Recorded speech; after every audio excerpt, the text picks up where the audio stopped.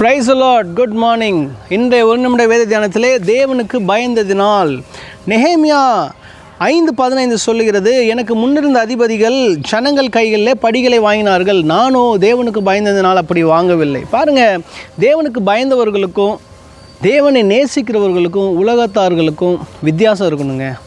நம்முடைய கைகள் சுத்தமாக இருக்கணும், நம்முடைய செயல்கள் சுத்தமாக இருக்கணும். நம்முடைய அந்த தேவையில்லாத லஞ்சங்கள், தேவையில்லாத காரியங்கள் அதெல்லாம் நம்ம வாங்கக்கூடாதுங்க. வசனம் சொல்லுது, நெகேமியா சொல்கிறாரு, அதெல்லாம் நான் வாங்கியிருக்கலாம், ஆனால் நான் வாங்கலை, ஏன்னா நான் தேவனுக்கு பயந்துருக்கிறேன். தேவனுக்கு பயப்படும் பொழுது ஒரு ஒழுக்கம் இருக்கணுங்க வாழ்க்கையில். இன்றைய நாளில் ஒரு முடிவெடுங்க, தேவனுக்கு பயந்து ஒழுக்கமாய் வாழ்வோம். கர்த்தர் உங்களை ஆசீர்வதிப்பாராக. ஆமென்.